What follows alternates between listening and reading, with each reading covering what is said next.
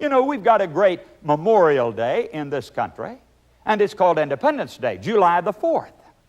Now, this also points back to something that happened in the past. Is that not true? It points back. Now, suppose somebody came along and wanted to change Independence Day. Someone comes and says, look, we don't like July the 4th. Let's make July the 5th Independence Day. Well, now, can you do that, friends? You can call July 5th Independence Day if you want to. But that doesn't make it Independence Day, does it? Why? Because the Declaration of Independence was signed on July the 4th, 1776. And that's where it Memorial days and birthdays always point back to an event of the past. In today's crusade message, Joe Cruz highlights one of the most important memorials of history. Stay tuned for The Amazing Facts.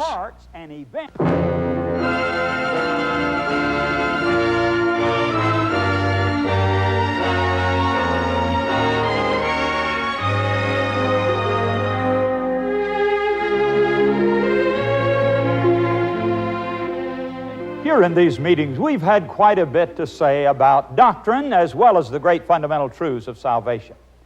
Now, friends, these two things go together like hand in glove. We could never say enough about the love of Jesus and how He came down to this world to give His life as an atoning sacrifice for man. And yet, on the other hand, we must not neglect doctrine either, because that's the skeleton part of our religious life. You see, those spiritual truths about Christ's birth, His holy life, His death, resurrection, and ascension, this is the flesh and blood part of our Christian experience. And the doctrines constitute the skeleton part of our religious life. Now, there's always a danger, of course, when we're talking a lot about doctrine, and that is that we might leave Jesus out of it. But we've not done that here in the Amazing Facts Crusade. No, we've put Him in the very heart and center and circumference of every doctrine, every prophecy, every teaching that we've been bringing forth. We talked about the second coming of Jesus already. We talked about His justification gift and about His imparted righteousness. And now tonight we're brought to this subject of God's great test of loyalty, His Sabbath. And you know, friends, if Jesus had nothing to say about this subject tonight, we could stop right here and I could forget it and send you home and you wouldn't miss a thing. But I'm glad to tell you that Jesus did have a lot to do with it and a lot to say about it. And I make no apologies tonight as I introduce this subject of God's great test of loyalty, the Sabbath Christ gave the world. Now, I've heard some people say, well, you know, there's not any real special day, no holy day, no Sabbath day at all. The days are all alike, and God sees it that way, and we don't have to worry about any kind of a holy day or a Sabbath. Let's turn in our first text tonight from Revelation chapter 1, and I want you to see, friends, that in God's sight there is one day that is very different from all the others and that is very, very special. Revelation chapter 1, and I'm going to read verse 10. Very, very interesting words. John writes, I was in the Spirit on the Lord's day, and heard behind me a great voice as of a trumpet. Now notice something here. John said, I had a vision on a certain day, and he calls it the Lord's Day. Now he doesn't tell what day it was. He just says it was a Lord's Day.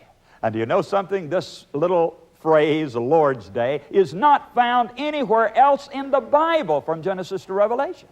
So by simply reading this one verse, we don't know what day he was talking about. We just simply know that there was one certain day that he had a vision on that day.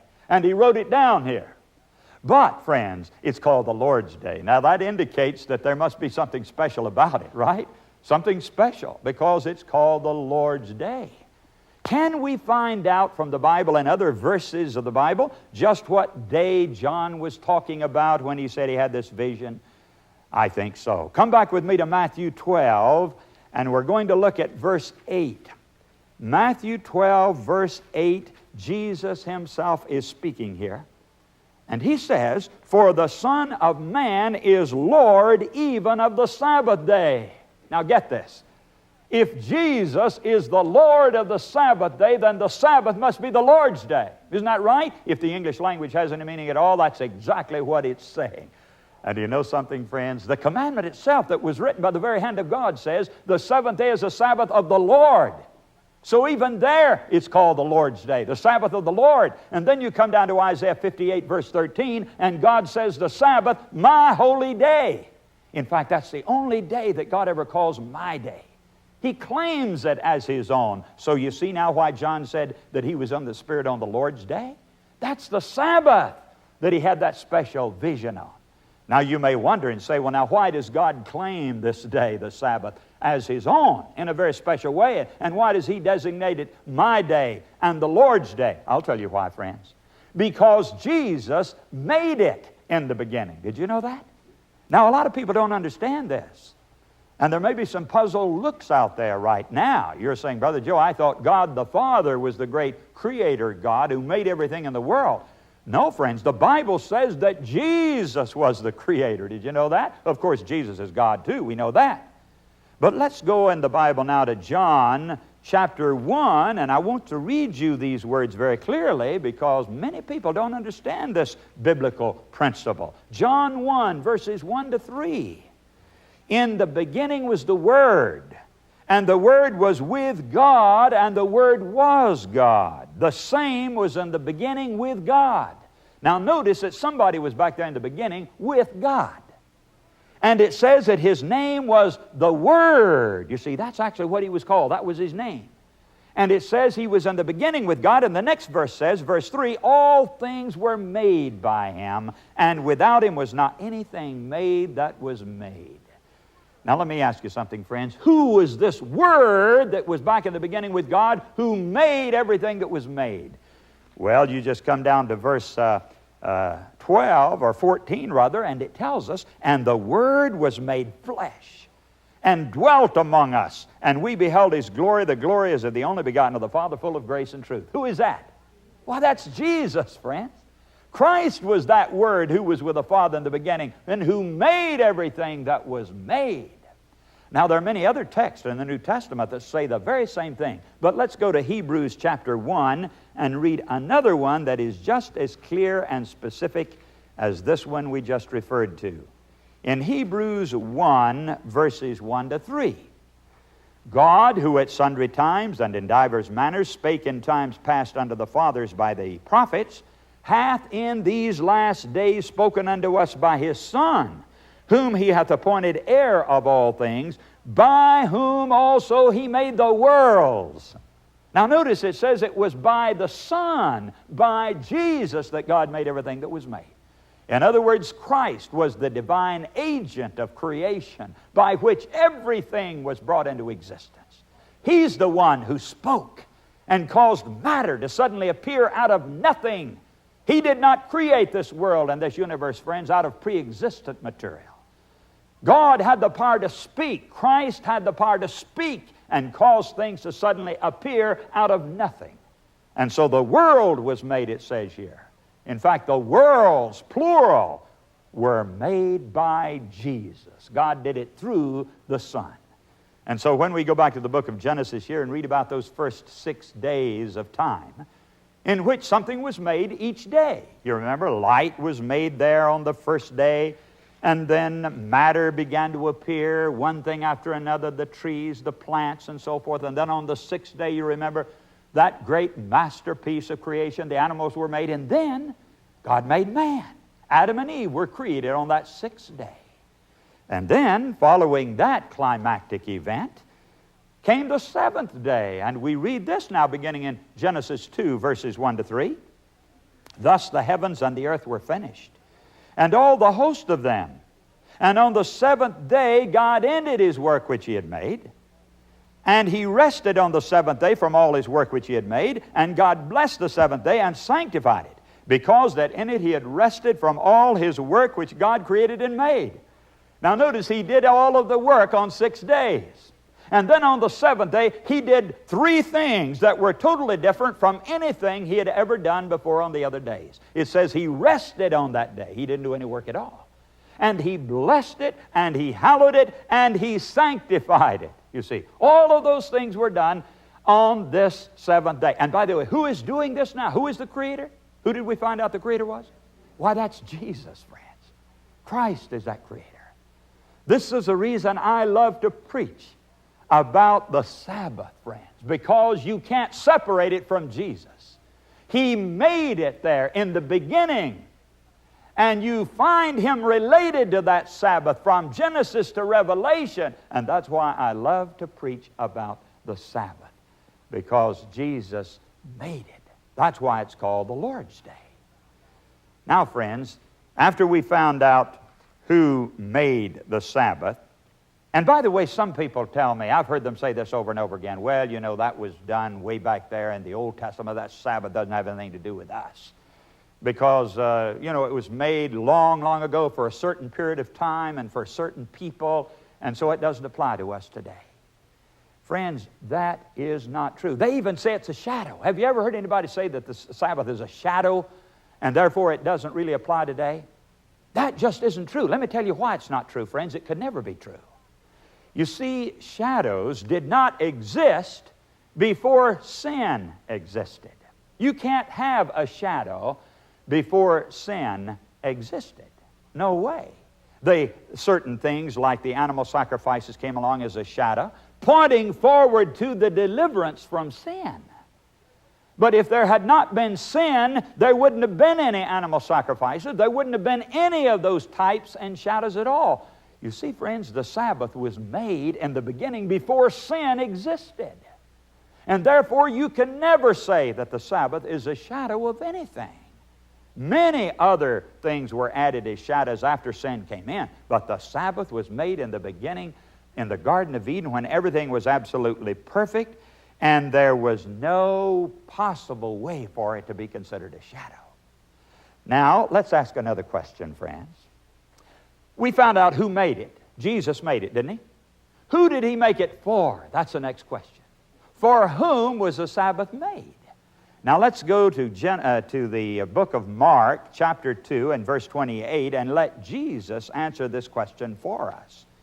Mark 2:28, Jesus said unto them, well, verse 27, let's read that first. And He said unto them, the Sabbath was made for man, and not man for the Sabbath. Therefore the Son of Man is Lord also of the Sabbath. Now, friends, who was the only man here when Jesus made it? Why, Adam and Eve had been made on the sixth day, isn't that right? And then He made the Sabbath the next day and blessed it and sanctified it. And Jesus Himself said, I made it for man. And by the way, that word man is used in the generic sense. That means that it includes all the world of mankind. That's the way the word is used. And the only man here and the only woman here was Adam and Eve, who had been made on the sixth day. And Jesus said, I made it for man. Well, He made it for them, and He made it for all of their descendants who would come after them. Have you ever heard anybody say, well, you know, that was made for the Jews? The old Jewish Sabbath. How many of you have ever heard anybody say the old Jewish Sabbath? Ah, friends, let me tell you something. Nowhere do you find in the Bible that expression. It doesn't say the Sabbath of the Jews. It says always the Sabbath of the Lord. The Sabbath of the Lord. There weren't any Jews in existence when the Sabbath was made.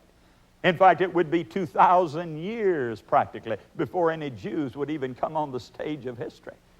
Do you think Christ made it back there for the Jews and put it aside for 2,000 years, and then later on when they came on the scene said, here's something I made for you? Oh no, friends. It's not made for the Jews at all. It's made for man. It's made for man. And that means all mankind. In fact, friends, there were two wonderful divine institutions that were made by Jesus back in the Garden of Eden before sin came in. And both of them were made for man. One of those institutions was marriage, and the other was the Sabbath. Now, the Bible says that woman was made for man. Remember that text? Woman was made for man. The very same term there, the generic word for all humanity. That's the word that's used there when it says woman was made for man. And then Jesus said the Sabbath was made for man. Let me tell you something. If the Sabbath is only for the Jews, then marriage is only for the Jews. That's what we'd have to conclude, because the same word is used for both of them. And friends, Christ made these two wonderful holy institutions right back in the beginning before there was any sin, and gave those two institutions to man. Now listen, Luke was not a Jew. He was a Gentile. And he wrote two books of the Bible. He wrote the book of Acts and he wrote the Gospel of Luke. Now because he was not Jewish, Luke had a way of referring to Jewish things in a very particular manner and pointing them out and reminding people of that. And so you'll find him using these terms over and over again: the synagogue of the Jews, the Passover of the Jews, and this and that of the Jews. But he never said the Sabbath of the Jews. Never. Because it is not the Sabbath of the Jews, my friends. The Sabbath was made for man, and that includes everybody, all mankind. Now, we found out who made it. Jesus made it. We found out who he made it for. He made it for everybody, including all mankind. The next question is this: why did he make it? Why did he make the Sabbath? Now let's go right to the commandment itself in Exodus 20, and we will find the reason for the creation of the Sabbath. In Exodus 20, verse 8, we find these words written right into the very heart of the great law of God. Remember the Sabbath day to keep it holy. 6 days shalt thou labor and do all thy work. But the seventh day is a Sabbath of the Lord thy God. In it thou shalt not do any work, thou, nor thy son, nor thy daughter, thy manservant, nor thy maidservant, nor thy cattle, nor thy stranger that is within thy gates.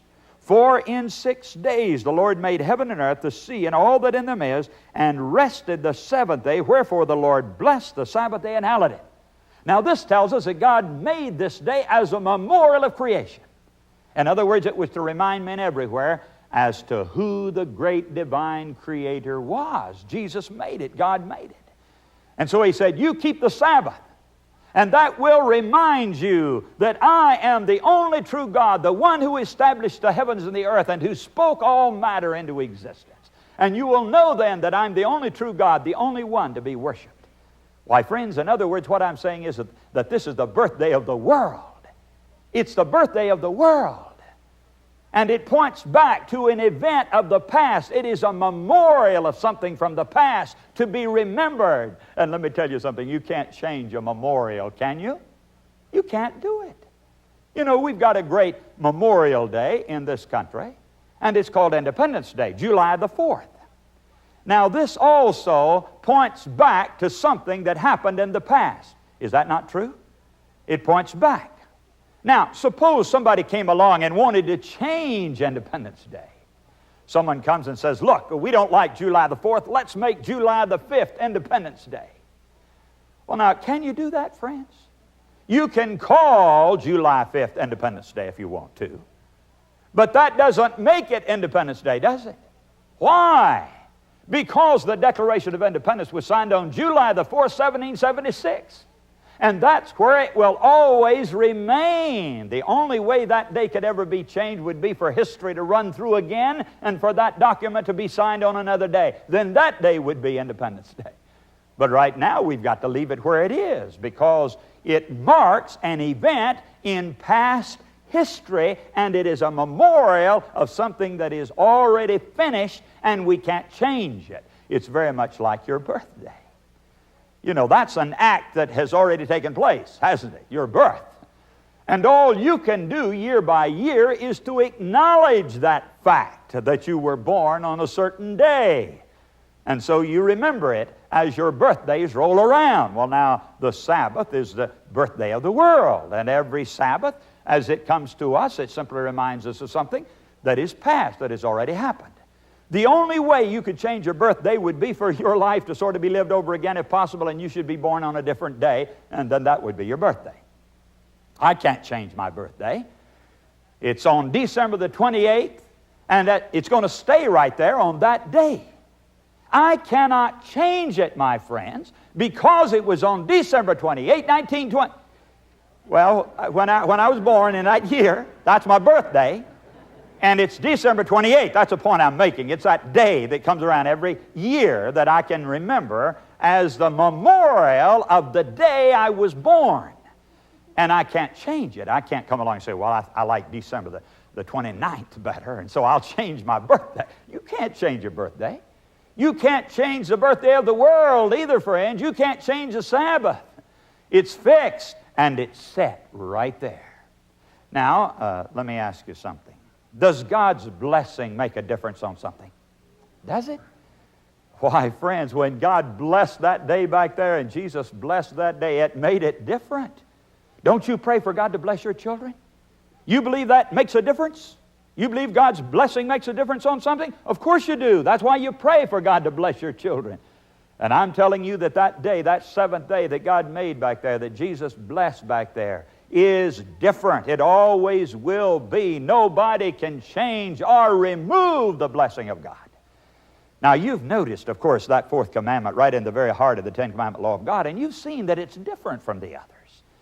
Now, most of the commandments begin with the words, thou shalt not. Isn't that right? Thou shalt not kill, thou shalt not commit adultery, and so forth. And yet, here is one in the very center of the law that begins in a different manner. Remember, it says. Remember the Sabbath day. Why is this couched in different language? I'll tell you why, friends. Because it was already there in existence. And God was merely calling their attention to it. He was commanding them to remember something that He had given at the very beginning, that had always been there, but men had forgotten it. Now, isn't it interesting that the very day God said, remember, the world forgot it. And so Jesus had to come along and tell them again. And God had to write it in the very middle of His law and say, remember that day that I made back there, that you are to remember because of my great creative powers. And so the Sabbath is different. It always will be. Now, friends, I'm going to tell you something else that I believe. I believe that not only did Jesus make the Sabbath, I believe that Jesus wrote it in the Ten Commandments. You say, now, Brother Joe, you're going too far now to say that Jesus wrote the Ten Commandments. Well, now let me give you a text or two for my saying that. Come to 1 Corinthians 10 now in the New Testament. 1 Corinthians 10, and we'll read the first 4 verses. Moreover, brethren, I would not that ye should be ignorant, how that all our fathers were under the cloud, and all passed through the sea, and were all baptized unto Moses in the cloud and the sea, and did all eat the same spiritual meat, and did all drink the same spiritual drink, for they drank of that spiritual rock that followed them, and that rock was Christ. Oh, say, this verse tells us that Jesus Christ was with the children of Israel as they journeyed through the wilderness. He was the rock that traveled with them through the wilderness. Did you know that? Did you ever read that Christ was there with those Israelites as they passed through the wilderness? Now, please come back with me in the Old Testament to the book of Nehemiah. Nehemiah chapter 9, and I'm going to read now verse 13. And when we put this verse with that one over in 1 Corinthians 10, it's very interesting. Thou camest down also upon Mount Sinai, and spakest with them from heaven, and gavest them right judgments and true laws, good statutes and commandments, and madest known unto them thy holy Sabbath, and commandest them precepts, statutes, and laws by the hand of Moses thy servant, and gavest them bread from heaven for their hunger, and broughtest forth water for them out of the rock for their thirst. Now notice, friends, the same one here who gave them the Sabbath gave them the water, it says, from the rock. Now tell me, who was the rock who followed them? Christ was the rock. We just read that over in the New Testament. So if Jesus was the rock who followed them, and Jesus gave them the Sabbath, and Jesus gave them the water, my friends, I say then that Christ must have given them the law. And sure enough, in Isaiah, I believe it's 22:33, says that Jesus, the Lord, was the lawgiver of Israel. So this makes it very clear then, to my mind, that Jesus not only made the Sabbath, but He also commanded the Sabbath. He was right there with them as they traveled, and He gave them that law at Mount Sinai. And so Jesus then is very closely and intimately connected, my friends, with the making of the Sabbath and the giving of the Sabbath of the world. I think that's a good reason for you and me to observe that Sabbath as we go along through life.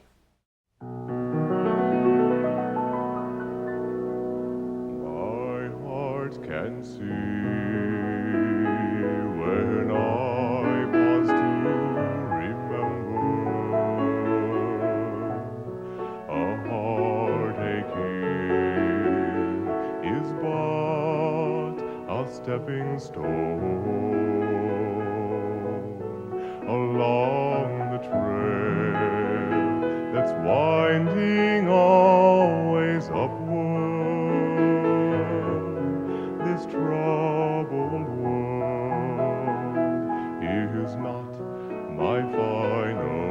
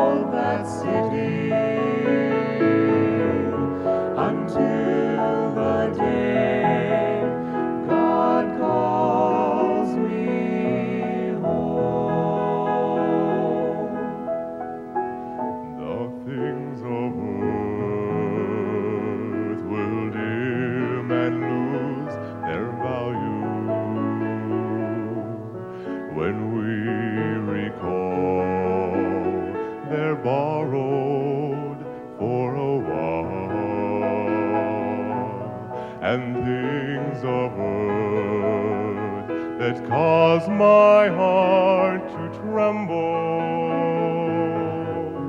remembering them will only bring a smile.